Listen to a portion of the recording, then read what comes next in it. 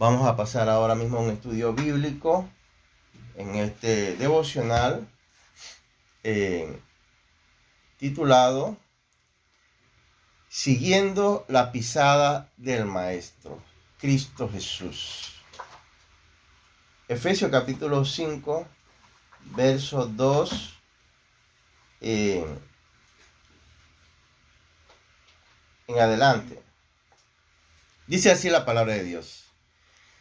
Y andad en amor, como también Cristo nos amó y se entregó a sí mismo por nosotros, ofrenda y sacrificio a Dios en olor fragante.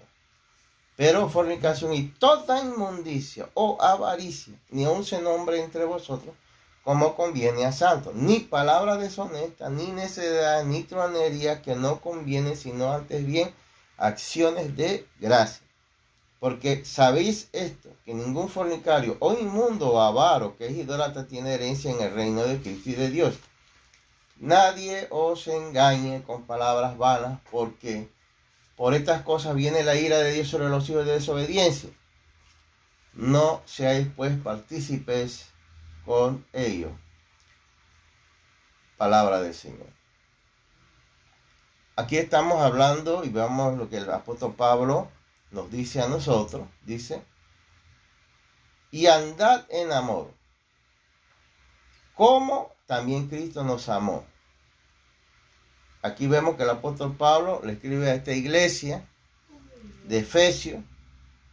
Siempre somos tentados a seguir estándares o normas de grupos, de personas. Y Pablo le recuerda aquí a esta iglesia que el estándar a seguir y a la persona que debemos seguir es Cristo, dice. Andate en amor como Cristo, dice. Pablo pudo haber apelado a un grupo, pero Pablo no apeló a ningún grupo, sino a Cristo. Cristo es la norma que nosotros seguimos, es la estatura. Y la estatura de Cristo es tan alta que nosotros, por mucho que nos esforcemos, nunca vamos a llegar a la estatura de Cristo. Pero ese es el estándar nuestro, dice, andad en amor como Cristo, ¿no? Y aquí el apóstol Pablo se refiere a no solamente un pecado, sino toda clase de pecado, dice. Necedades, por ejemplo. Truanería. El truán es una persona que siempre anda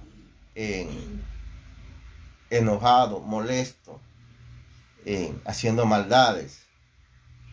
Fíjese que quizás esto no sea pecados como el homosexualismo, pero también Pablo condena esta clase de pecado, dice, ¿no? Que no convienen, dice. No conviene. A un cristiano que sigue a Cristo no conviene que tenga estas clases de conducta, dice. Avaricia. Toda clase de inmundicia, ¿no? A veces pudiéramos decir que algunos ven con ligereza, por ejemplo, hablar mal de otro, calumniarlo sin tener prueba, atreverse a proferir cosas, acusaciones falsas,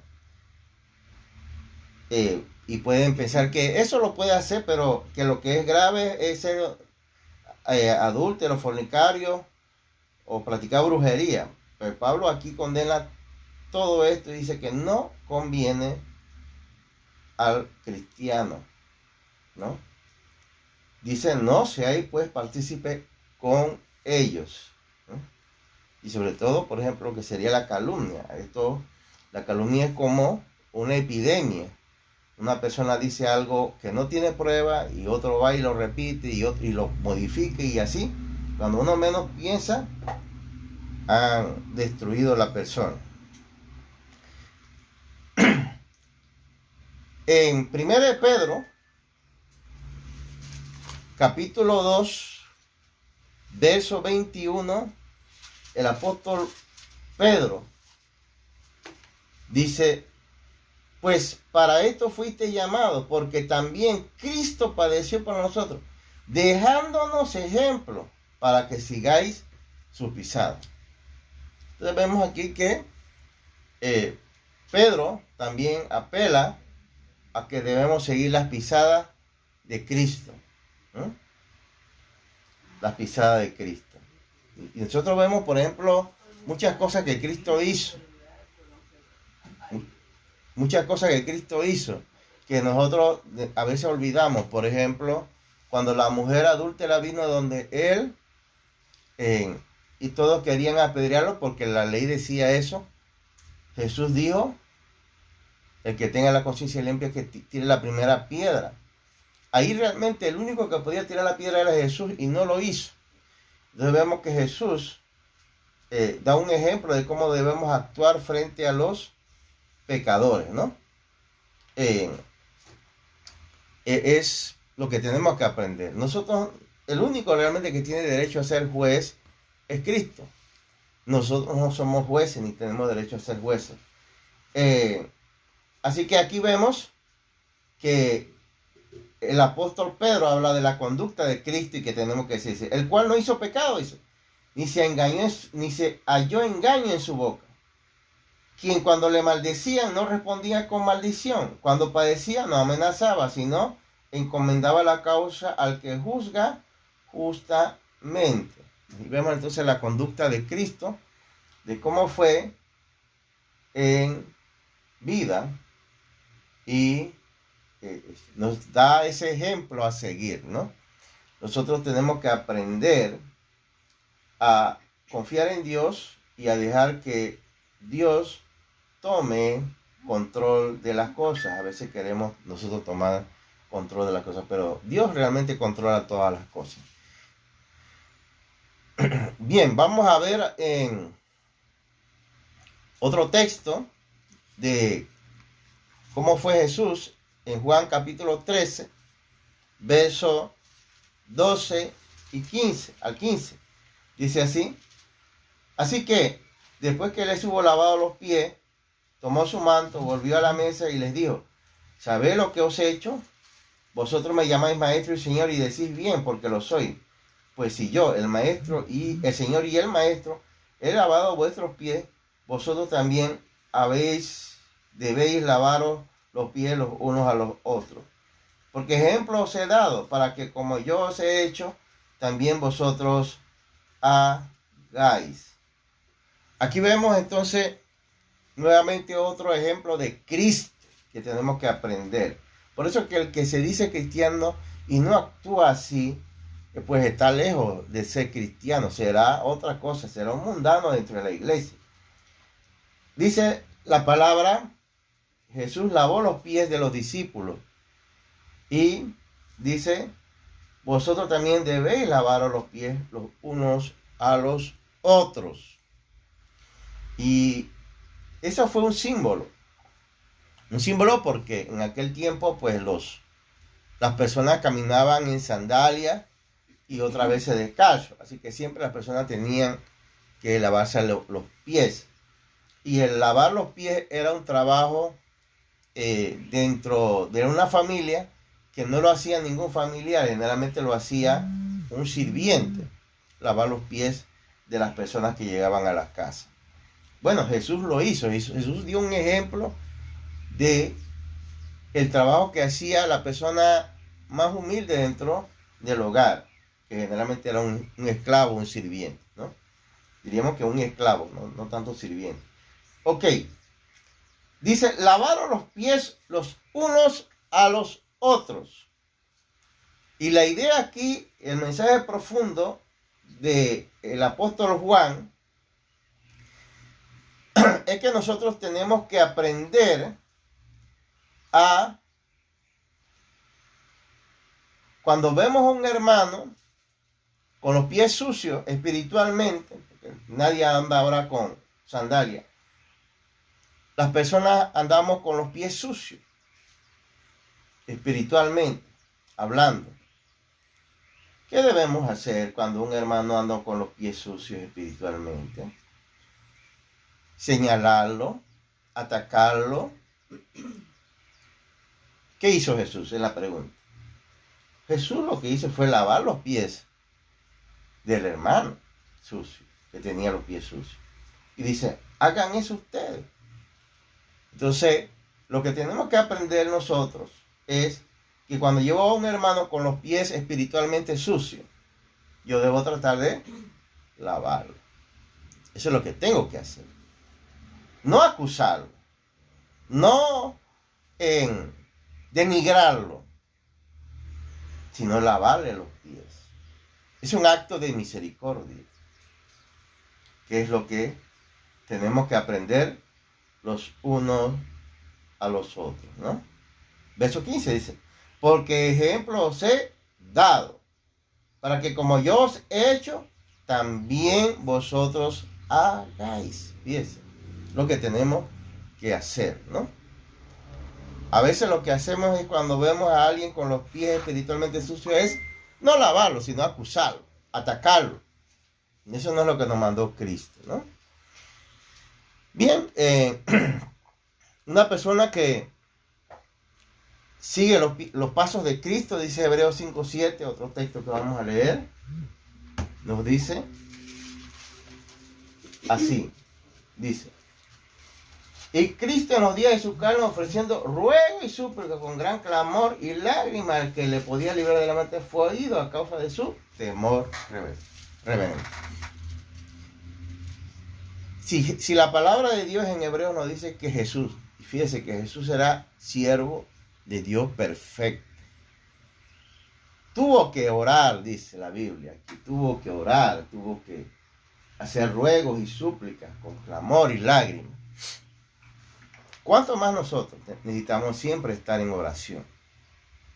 Depender de Dios. Y dice que fue oído a causa de su temor reverente. Nosotros más necesitamos estar en oración porque el diablo está al acecho. La palabra dice que anda como león rugiente buscando a quien devorar.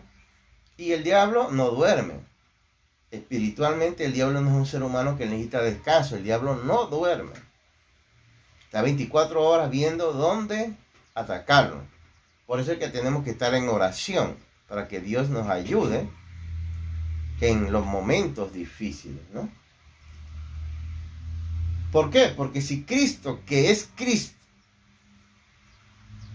que hizo tantos milagros, que es Dios, dice la palabra, que vivía haciendo oraciones y súplicas, ¿cuánto más nosotros necesitamos de hacer oración y súplica?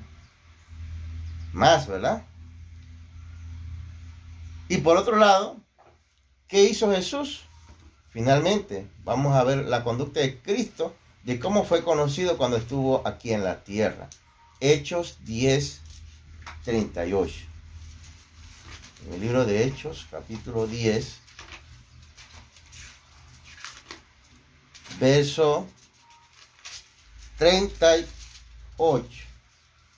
Dice, cómo Dios ungió con el Espíritu Santo y con poder a Jesús de Nazaret, y cómo éste anduvo haciendo bienes, y sanando a todos los oprimidos por el diablo, porque Dios estaba con él. Cuando usted camina con Dios, usted hace bienes. Dice, Jesús hizo bienes. Jesús no estaba haciendo maldad. Jesús no estaba pensando, no es conocido. Aquí el Lucas dice que fue conocido como alguien que hacía el bien. Jesús no fue conocido como alguien que hacía maldad, era malicioso, le ponía trampa a la gente. No, dice que fue conocido como alguien que anduvo haciendo el bien. Y nosotros podemos ver, por ejemplo, en el caso de los 10 leprosos, Jesús conocía los corazones de los hombres, dice la palabra. Si Jesús hubiera sido como nosotros, que a veces nosotros esperamos que alguien nos devuelva el bien, Jesús nada más hubiera sanado a un leproso, porque 10 leprosos fueron sanados. De esos 10 leprosos, solo uno le siguió, dice la palabra. Uno le siguió. Los otros 9, Jesús dijo, ¿y dónde están los otros 9? ¿Dónde están? Entonces Jesús vemos que él hacía el bien inclusive con aquellas personas que él sabía que no le iban a seguir, que no iban a cambiar su corazón. Ese es Jesús, alguien que hacía el bien, inclusive a aquellos que no estaban dispuestos a seguirlo. Y eso es lo que tenemos que aprender también nosotros. A veces podemos encontrarnos con personas que quizás no quieran seguir a Cristo, o quizás no quieran trabajar con nosotros. Pero nosotros tenemos que seguir el ejemplo de Cristo, hacer el bien. Y sobre todo dice aquí que Jesús sanaba a todos los oprimidos por el diablo. Quizás no tenemos el poder de sanar, pero podemos colaborar bastante con personas que son oprimidas. Porque todas las enfermedades que hay en el mundo en realidad no es causado por Dios. Dice la palabra en Santiago que todo don perfecto viene de lo alto. Todas las cosas buenas vienen de lo alto. Quiere decir que las cosas que no son buenas, ¿de dónde vienen? ¿Quién las provoca? El diablo, ¿verdad? Pero obviamente que, ¿por qué nosotros las sufrimos? Porque Dios las permite.